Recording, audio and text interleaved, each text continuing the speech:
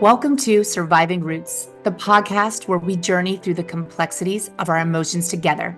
I'm your host, Carrie Fund, and I'm here to guide you on a path of self-discovery, understanding, and healing. In each episode, we'll explore a range of emotions and experiences, from navigating grief and trauma to managing stress and anxiety. Through candid conversations, expert insights, and practical strategies, we'll uncover the tools you need to navigate life's emotional landscape with resilience and grace. So, let's embark on this transformative journey together. Take a deep breath. Allow yourself this time. This podcast is for you. Hi, everyone. I am beyond excited for my guest today. We are talking about the healing power of humor. And I have the one and only Alice Chan. She is a multifaceted talent known as a speaker, writer, producer, and a stand-up comedian with a global presence. Her comedy has graced venues such as The Stand and the New York Comedy Club in New York. On top of all of this, she is the creative mind, actually, I'm going to say creative genius behind MomCom NYC, a parenting platform that even Vogue recognized as the top 6 funniest Instagram accounts. Alice, thank you for being here. I'm so excited to chat with you today and to share your humor and wisdom with my guests. Thank you for having me. And what a long, beautiful intro. I'm like, who is she talking about? You, my dear, you. Thank you. I'm so excited to explore the many ways that we can find humor in everyday chaos that just life brings and parenthood. I have to tell everyone how I came to know you. I attended one of Alice's panels at a conference 2 years ago. It was about making moms laugh and the power of comedy and content marketing. I actually attended it last year and this year because it was so good. It really showed me how humor played a significant role in my own healing journey, but especially when I incorporated it into my social media. So you really reminded me, especially this year during the panel, that we can juggle both joy and sadness and to embrace the whole yin and yang of life. So thank you for making my childhood upbringing that was completely toxic funny. Thank you. Carrie, I have to say, a lot of us have childhood trauma. And if you do, you actually have so much more content that you can make hilarious and more personal. So sometimes I'm so glad that I actually had a traumatic childhood, because then I'd be so straight-laced and I don't think I would be as funny. So I have to say it's almost like a blessing in disguise. Ooh, I love that. Yeah. Yeah. I love that.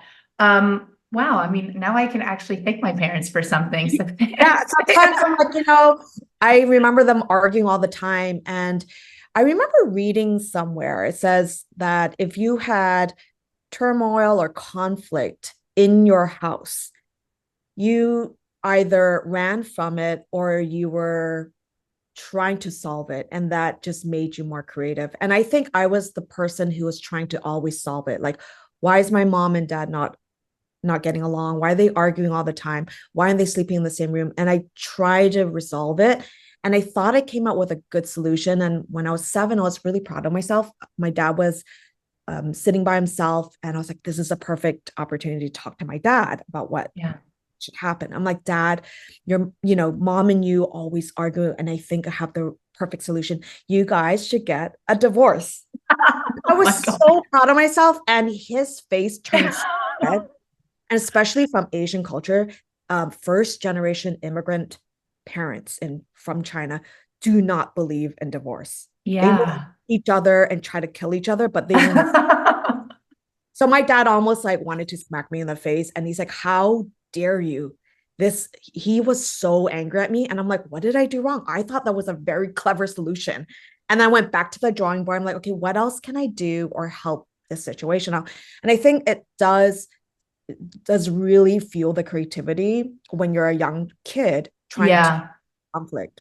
Yeah, that's a very mature suggestion, but they say that a lot about kids that grow up sort of with toxic upbringings is that you sort of become the parent, you're parentified. So you sort of do get a little bit of a loss of like just being a free, child, and you really do start to take on adult mature roles. So that's a pretty mature suggestion. Right? Like you're almost forced to grow up because you're like, okay, these two kids are fighting all the time. Like, Yeah, yeah, and I look at my 7-year-old today and I'm like, oh my gosh, I was his age when I yeah, divorced, and I can never imagine my 7-year-old going through that. Right now, yeah. he's like, his most stressful situation over the weekend is like, there are too many birthday parties. Like, Mom, I'm so stressed out. Last weekend, he's like, I'm so stressed out. I'm like, why? He goes like, I have to go to this birthday party, but I want to stay home. I'm like, wow, what a problem to have. You know? Yeah,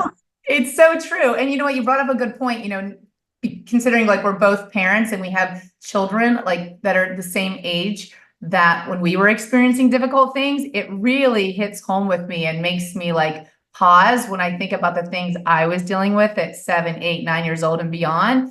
Like, I mean, my daughter's like, I don't want to be a Swiftie fan. Do I need to be a Swiftie fan? And she's trying to navigate that. And I'm like, good for you, kid. You know what? I yelled today, but it's okay because you're not scarred by Taylor Swift. Yes, yes. I'm doing something right. Oh my gosh. Yes, you are. Oh my Right. gosh. Well, I want to know, like, how did you begin this career path? Like, how did you find your passion for comedy? Because, there are a lot of people that think they're funny and they're not funny. Like, how did you know that you were funny and you had this skill? I didn't know. And I was always a painfully shy, awkward kid and dirty. Like dirty as in physically, I didn't take baths. I Okay. smelled, and my sister would always make fun of me. She would, you smell like pee. And I was just so awkward, and I was teased because I had crooked hair, dirty clothes. my my mom and dad worked so much that I think she didn't even have time to bathe me, Yeah. or even tell me to brush my teeth. And so I remember very I had a lot of trouble finding friends and making friends, and it took a while before I could make friends. It's usually not, you know, based off my looks. It was based off my personality and my kindness to people. And then Right. I remember I made some friends finally in fourth grade, but I was really quiet. I was really shy. And my teacher, this was the pivotal moment where my teacher sat me down and she said, okay, in fifth grade, I'm going to separate you from all your friends. You're going to be alone with new people coming into this class. And I was terrified because I'm like, what am I going to do without my crutches, my two best friends? Yeah. And I was always hiding behind them. And she goes, you're going to be on your own. And she told me, she goes, Alice, you are a mute. And I didn't know what that meant at 10 years old. I was like, Right. mute. And I looked it up. I was like, oh my gosh, this is someone who never speaks. Yeah. She told me, she goes, you're going to have to find friends. You're going to have to try to make new friends. And I ordered a book, and there's this book that is no longer around for very obvious reasons. It was called The A to Z Guide on How to Make Friends. And it was Okay. available on Scholastic. So I ordered it. It came in a couple of weeks, and I ran home and I flipped to page A, and it said, A is for acne. Do you have acne? Because no kids want to be with anyone with red bumps on their face. That's ugly. Get rid of acne. So I'm like, okay, thank goodness I don't have acne. My And God. I flipped through page B, C, D. I don't know what they were, but I remember I stopped on page F and I stopped reading. And it said, funny. Are you funny? You have to be funny. If you're not funny, you learn some new jokes because people love funny people. So I'm like, oh my gosh, I had it in my head. I have to be funny. So I called up my aunt. I'm like, I have to be funny. How can I be funny? And she goes, you got to read joke books. So at that Oh my time, I God. think she was a teenager. She gave me this joke book, and it was 101 dirty jokes. And I didn't know. Okay, I just rehearse this. And she goes, yeah, rehearse it. and then just tell the jokes. So I did that. And every night I was rehearsing 5 to 6 jokes. And then the next day I would say, who wants to hear dirty jokes? And mostly it was the boys that wanted to Yes. hear them. So I started doing this in class while everybody was out for recess. And then I got in trouble because I wasn't supposed to use the classroom as a comedy venue. And then, but I was hooked. I felt the Oh, empowerment, wow. Yes. and I felt empowered because I was like, wow, I have this power and this ability to make people laugh. And I felt good because they're not laughing at me. I'm controlling this. And so I started doing impressions, like impersonations. And at that time was watching Sweatin' to the Oldies with by Richard Simmons. And I loved him. And I was like, I loved his energy and I wanted to channel that energy. And I started doing Richard Simmons impersonations and I started doing accents, anything to get a laugh. Mhm. And I think that's what um, I just got hooked by, oh, like, wow, it feels really good to make people laugh. And I felt validated because I never felt validated at home. And as Right. a little child, that's all you're looking for, validation all the time. And I'm still Yeah. looking for that today. Yeah. And I think people have told me, oh, you're funny, you're funny. And I kind of just really worked on my personality because I had no choice. It was more like a survival mechanism where I Right. could not rely on my looks. Yeah. And, I was in a school that was predominantly white people. And so there were racist remarks. There were people teasing about my clothes and my haircut. So I had to really work on my personality because that was the only thing that could get me through this. And I Yeah. think when you're an ugly kid, the ugly duckling, your personality shines. And if you're good looking as a kid, everything comes too easy. Yeah. Personality. Yeah. Yeah. I almost have to thank my teacher, my fourth grade teacher, Mrs. Carlton, if she's out there, who called me a mute. I mean, I was just going to say, did you get an A that year in class because you went home? First of all, let's just go back up. You were so mature once to suggest to your parents to get a divorce. Two, your teacher calls you a mute. You decided to do research. How old were you? 7? I was 9.5. I Oh, was like, 9.5. You go home, you do research, you buy a book, and then you take control of your life by becoming the school comedian. Like, I don't right. know. I mean, I feel like this is a great example, even as a child, where you can take your pain points and literally turn them into power, even when you don't even realize you're doing it at 9 years old. Yeah, exactly, Carrie. Like I didn't know what I was doing. I just knew there was a problem. I had to solve it. I had to get to it. Yeah. And when I was in fourth grade, I had the worst report card at I failed like 4 classes, 4 subjects, math, English, 2 other social studies and something else. And then my new class, fifth grade, I had straight A's and I won the music award, academic award, and the science award. Total flip. So when my Yeah. yeah, and it paints a really good perspective on like it's it really probably was that I wasn't happy. Maybe something was happening at home that I Yeah. was a hermit and I wasn't engaging in class. And then maybe that book did help me. Maybe that maybe making people laugh and feeling empowered did help my self-confidence. And I was Yeah. engaged in my academics in fifth grade. Yeah. That's amazing. I mean, I completely relate to you when you talk about validation. I was not funny at all, so I did not go the comedic route, but I threw myself into sports because the things I wasn't getting at home, the attention, just my parents' time and the validation from them was getting them from trophies and coaches. And so I threw myself into sports. So I can totally relate to the validation aspect. But I do want to ask you, because you just mentioned still today, are you searching for validation? I do. Yeah. I do. Not as much as before. I'm a lot more confident.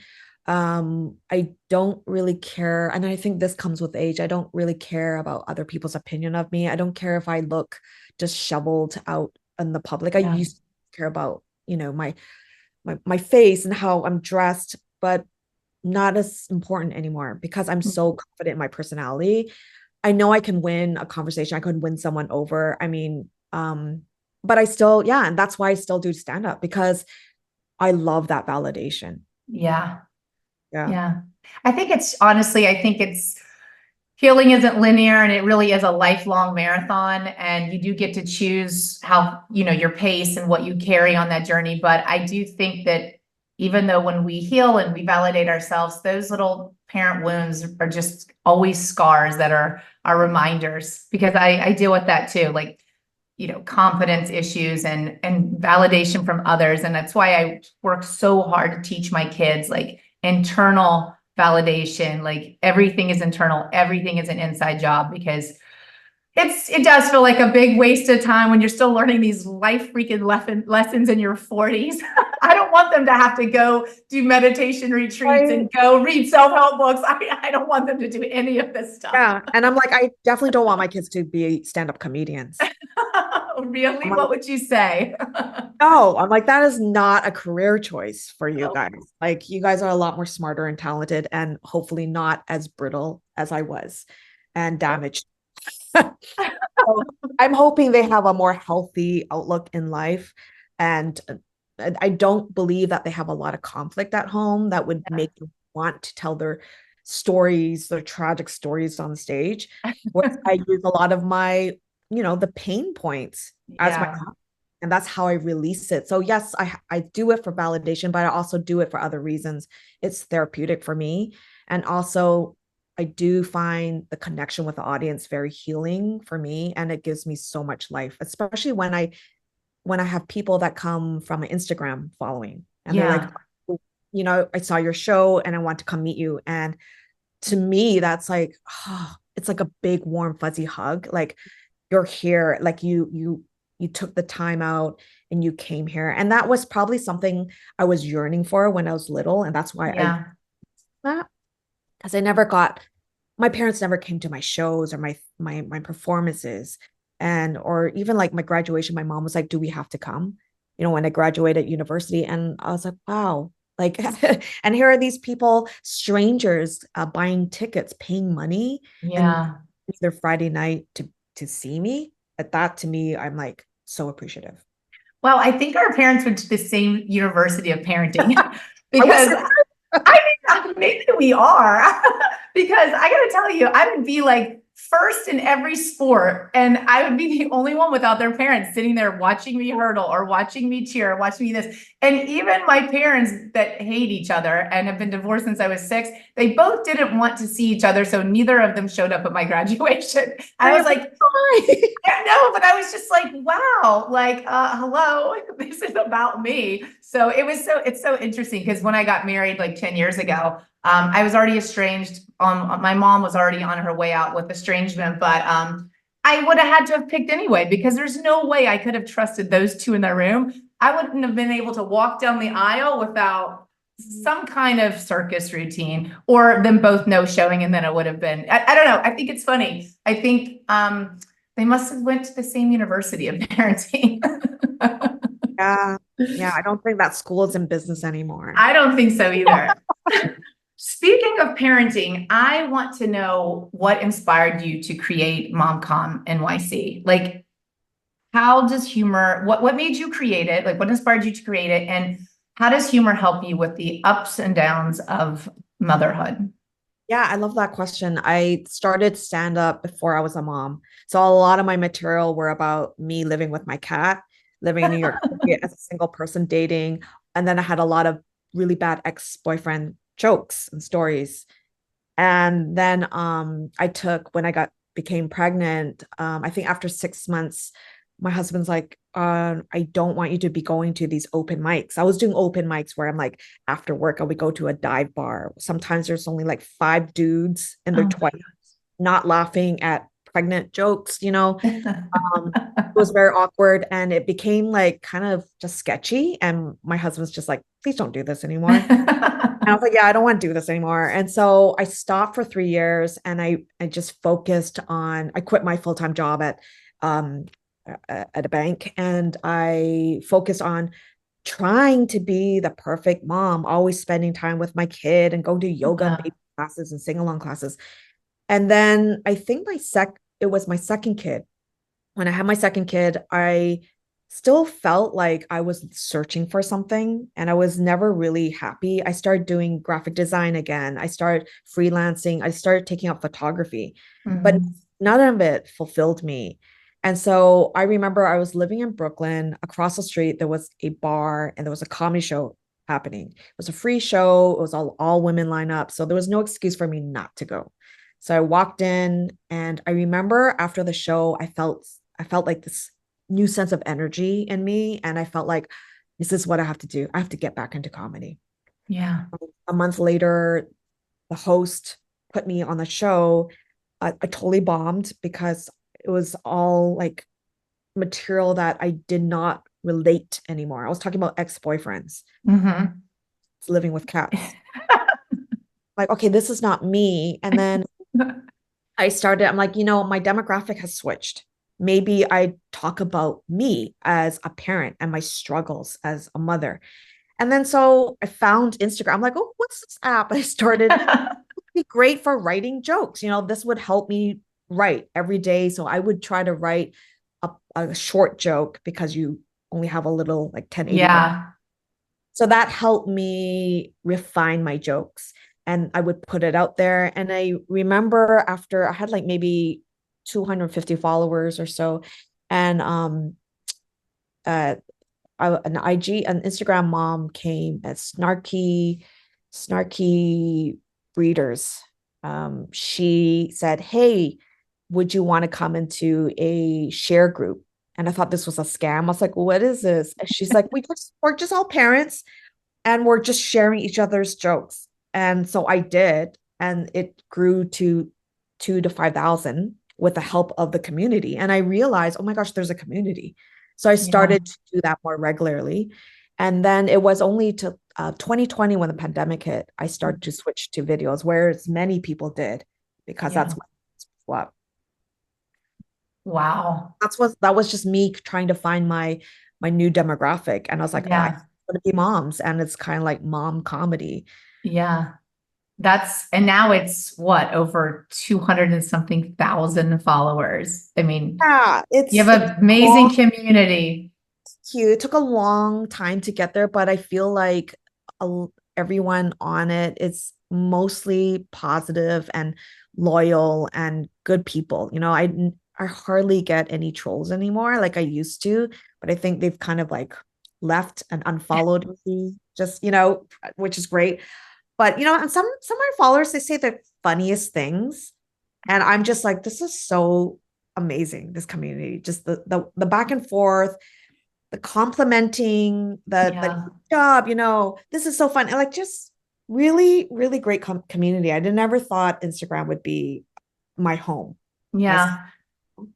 I think that's amazing. And I think it's amazing that, to have a community like that, because when you grow up not having just like support and validation, or like, being cheered for, or helping someone navigate, finding your way, like it's amazing. You're like, wait, this person just met me, or this person believes in me, or this person, like, it's a scam, or what do they want? Like it's just, and it really is being able to create a sense of community. And sometimes it's even creating a family from friends, so it's a really beautiful thing. I love that.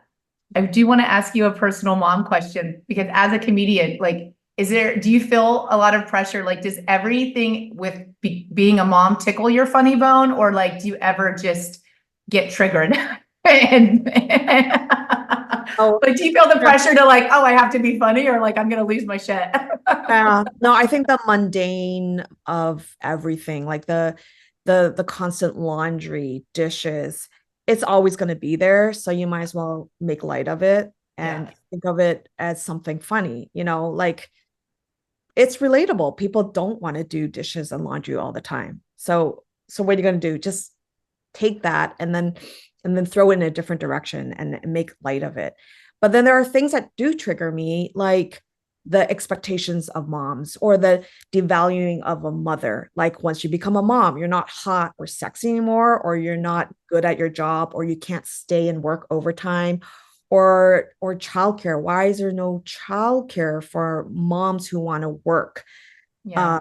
outside of the house? And or just like the whole people are like, oh, you're a stay-at-home mom, so that means you have a lot of free time. What do you do? Or the undervaluing of what a stay-at-home parent does that keeps a household running. I'm like, if I'm not home for 2 days, no one has clean underwear. That's, but no one thinks about that until they run out of underwear, right? Yeah, I know.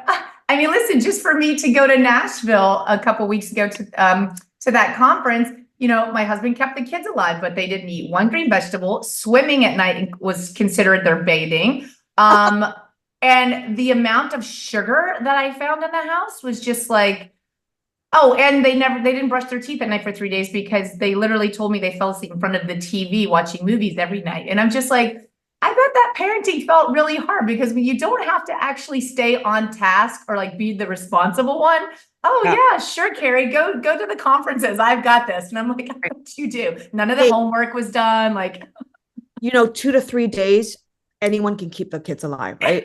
Feed them yes, with sugar, keep them happy, yes to screen time. Yeah, yeah, that's easy. yep, And then you hands off, and then you toss them to the next person, right? yeah.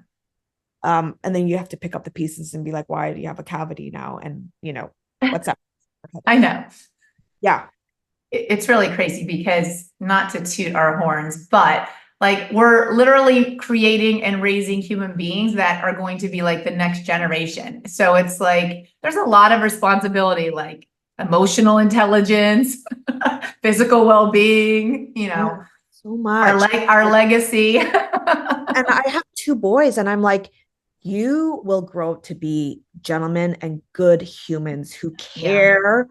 care about the environment. So I'm like teaching them all this stuff, which does take energy and patience, right? Like, where I'm like, okay, to my husband, can you get James to do the laundry? And he's like, I'll just do it because it's going to take more time to teach him. I'm like, but I want him to learn. Yeah. I'll teach them, like they need to learn this stuff, and they need to learn that you're part of the household, you're Yeah.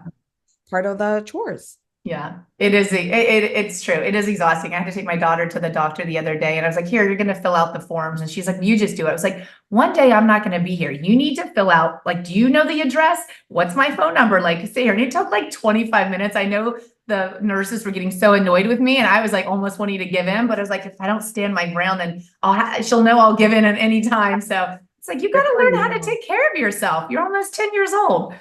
Yes, for Yeah. sure. Ooh. I want to switch paths here for a second because I know that you are navigating loss personally with the passing of your father. I'm so sorry. And I know that you shared some moments with your community on social media that were both heartbreaking and heartwarming. And I'm just curious how you use humor while grieving. Such a great question, but very important one too. And I've never experienced such a significant, profound loss. I've lost my grandma, which was very hard, but to lose a parent, um, to me, that was just something unraveling. And I feel like I'm in a different dimension now, where Mhm. I feel a lot now. And I can also understand my partner's loss. He lost his dad 25 years ago. Oh, wow. The grieving will always be there, the pain will always be there.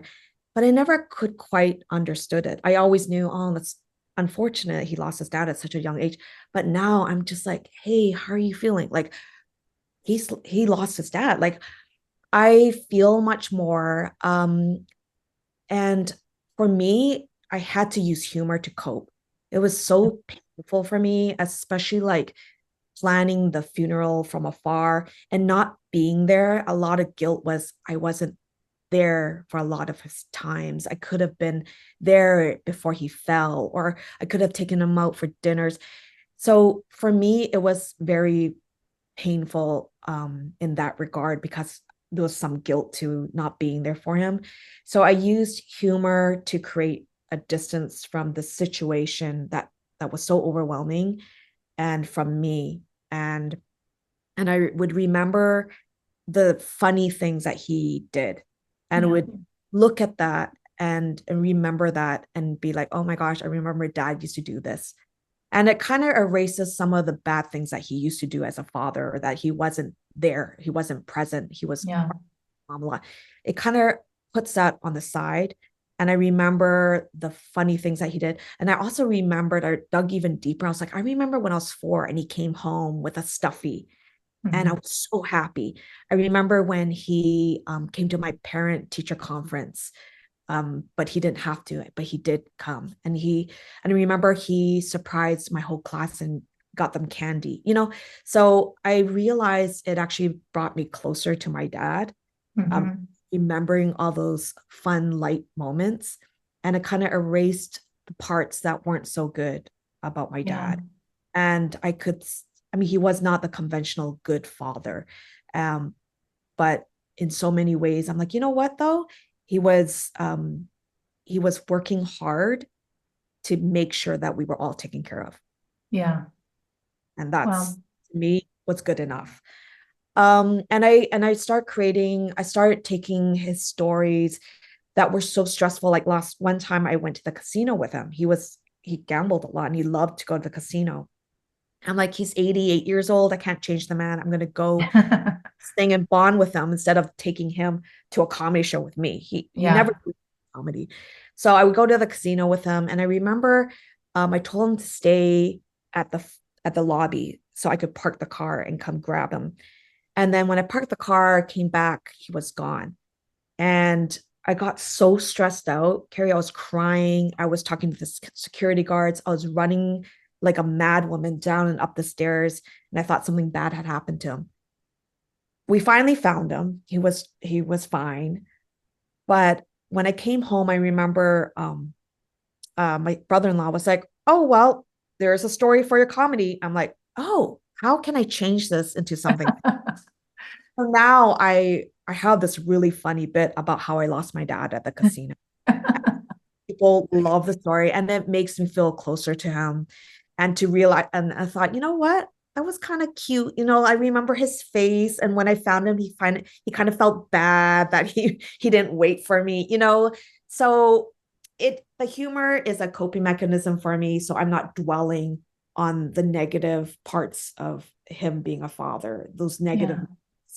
and it's made me closer to him after he's gone, Yeah. and it's made me uh keeps his memory alive if I put him on stage with me, Yeah. with comedy, like funny stories about him. That's really beautiful, Alice. I think it says also a lot about you that how you've handled and processed like anything that was painful in your childhood, the fact that you didn't hold on to it and allow it to just push you down, that you were able to embrace all of these beautiful things and memories with your father from your childhood. Because a lot of times people, hold on to the pain. They don't let it be their teacher. They just hold on to it, which I think turns into anger and resentment. So it's such a beautiful thing to hear that your journey with being with your father towards the end, that you were able to just embrace all of the beautiful memories and the things that when he did show up and the things that he did do and really be like present Right. during all of that. That's really beautiful. Yeah, and I mean, it's not easy to do with just any parent. Like, it's always like some people are like, well, I can't find one good thing about my parent, so I Yeah. can't. Right? There has to be one thing. Yeah. Hold on to that light, and Yeah. from there, it can manifest into other things. Yeah. But I could have downward spiraled and spiraled downwards, just remembering, oh, I remember him, yelling at my mom and calling her this name. And then he didn't come to this graduation, or I could have done that. But Yeah. no, it would have created more distance from me and him. I would have felt worse about myself. And the Yeah. grief process I wouldn't be able to do it. Like, just, I wouldn't have been able to plan his funeral. And I Yeah. felt like it was such an honor for me to plan, even though it was like just logistics and stuff. But I'm like, this is what dad would have wanted. Yeah. And I want to do his slideshow. I think this is what dad would want. And then it just made me closer to him. That's really beautiful.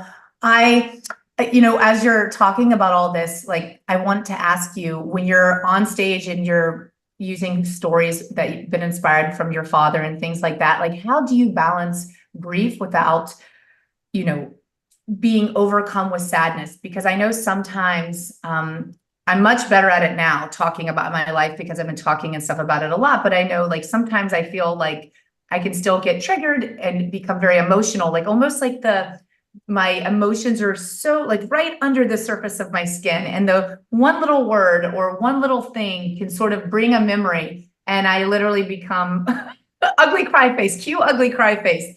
And I'm still shocked till this day. But I'm just wondering, like, when you're on stage with an audience and you're using, material that's been inspired by the relationship with your father, like, how do you navigate, like, keeping grief in check and sadness, from not being a volcano eruption on stage in front of Yeah, an and Gary, I audience? totally know what you mean. I think it takes, like you said, you keep talking about it. So Yeah. you're a little bit better at knowing like what's next to say. Where I remember he passed away, and then 5 days later I had a comedy show in New York. I had to leave my family after one day after he passed, fly back to New York, and had 4 days to prepare for that show. And I'm like, should I cancel it? No. So I went in and I didn't know what I was going to say, but I'm like, I have to address that my father passed away. People were following my stories.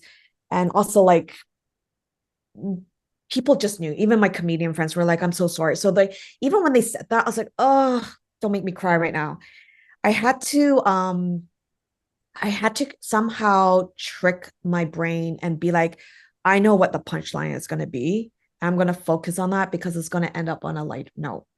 Yeah. And you have to be careful that you don't want to bring down the room. You have a job as a comedian. Storytelling is different. You can make the whole room cry and you've won.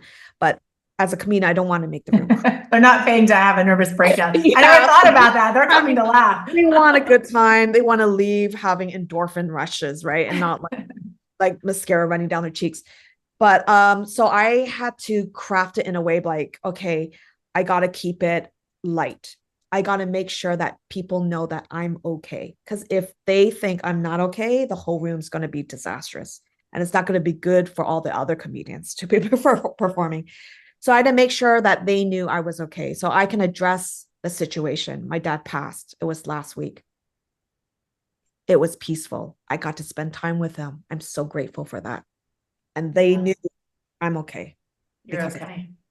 and then I follow up with a story. But I do have to say this funny story about my dad. I don't even have to preface it. I'm like, but I did lose my dad at the casino. You know. And then I talk about I just focus on the punchline. I know that's gonna be funny. I have to deliver that. I have a job to do. I have to make sure the crowd knows that I'm okay. And if they Yeah. do, then they can just sit back and enjoy the jokes instead of being like, is she going to be okay? Does someone need to give her a tissue? Is she gonna Yeah. collapse? Like, so you don't want anyone to worry about you once you're on stage. And that's what I do. Like, I just want to preface it. I'm okay, peaceful. I love him. Let's go. Let's Yeah. let's address that pink elephant, white elephant, the elephant in the room. The elephant in the room. And I think then Pink Elephant was a club in New York City when I was there in my 20s. oh, But the elephant in the room, you just had a flashback of so many things. Oh my yeah, I God. don't know where I got that one from. Yeah, so that's kind of like a trick that I do. Okay. Wow. So, I mean, I never thought about that. People are really coming to laugh. And I guess you have a job of like juggling your own emotions and honestly their emotions. Yeah. So, how do you deal with negative feedback? Like hecklers, or if you have a bad crowd, or if something didn't like land well and you didn't get the response that you were planning on, like how do you deal with that? Because I feel like this kind of advice would help all of us just in life. It really does.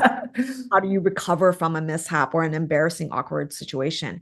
And sometimes I'll say a joke and I miss a word or I do it too fast and the timing's not right. And it and the joke lands very different. And I don't get a laugh. As soon as I hear silence, when I'm used to hearing laughter, I keep going. Yeah. Conversation. Like, so so the cat didn't die. But then I went into the sweater shop. Like I would just, okay, I noticed, but nobody else noticed. I'm just going to continue like it was a story, a continuous story.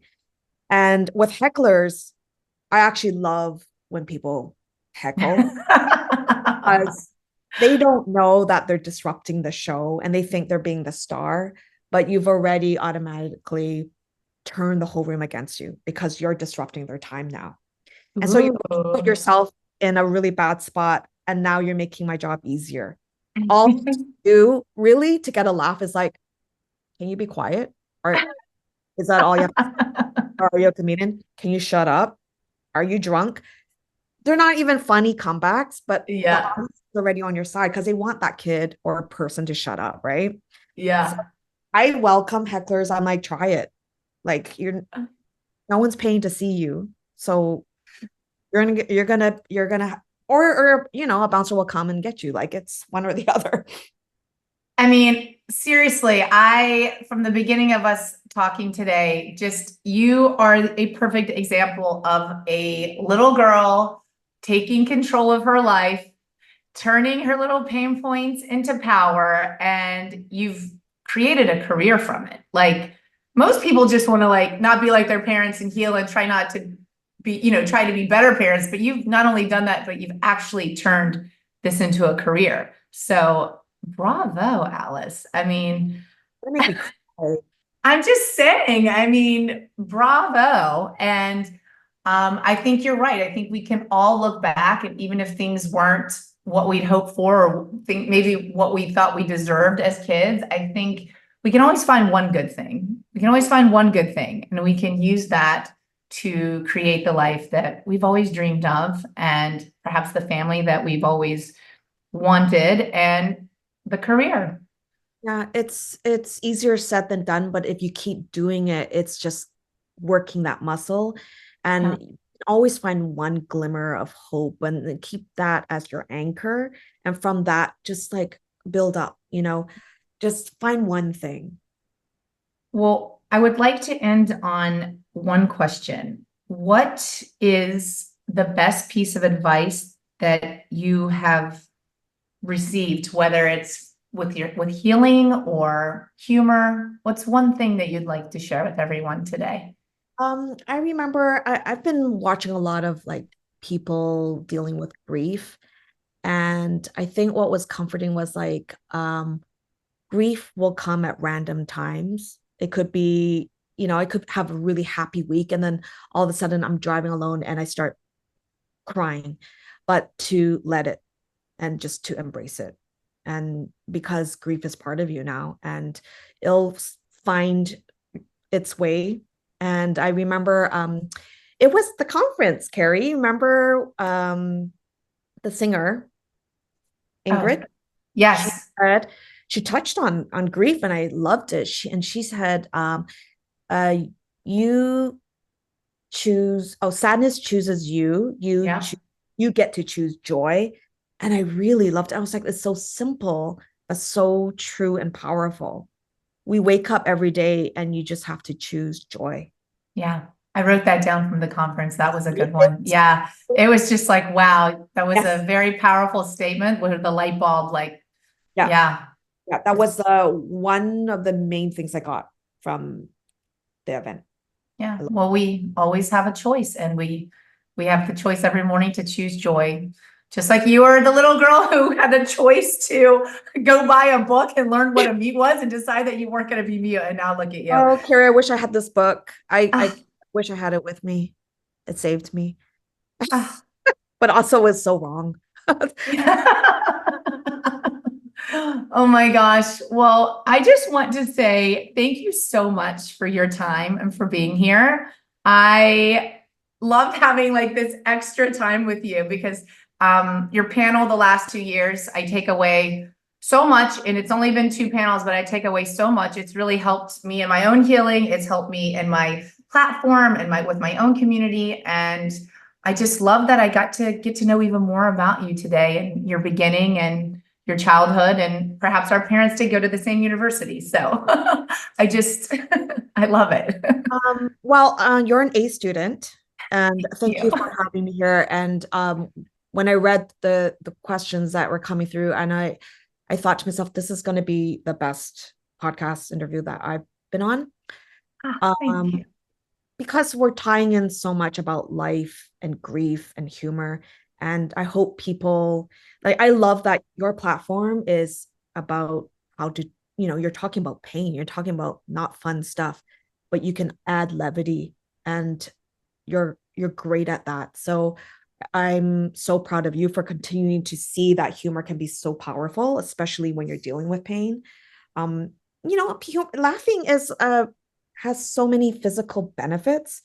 You can't deny that it's not good for you, for your immune system, your endorphins, and your stress, right? Yeah. So daily, I hope people take away this is like, try to laugh every day. That's it. It's healthier than wine. It is. Do it with wine if you want. Totally good, but it's, listen, the emotions and the pain and the feelings are going to be there. So you can either keep ignoring them and then deal with that aftermath, or you can just, roll with it. It's there either way. And try to look at things with a different lens, not always, everything's not always a straight road. There's always like you can always turn a little bit and then look at a different lens, and you can find a glimmer of humor in that. And if it's like, when you trip and you think people are laughing at you, laugh at yourself. It takes away the shame and the embarrassment from it. I love that, Alice. Thank you so much. Thank you, thank you, thank you. Thank you for joining this week's episode of Surviving Roots. Let's continue this conversation as a community. For more updates about the show, remember to subscribe on iTunes to leave a review. Also, there will be some special bonus footage from the show on Instagram @carrie.fund. I'll see you there.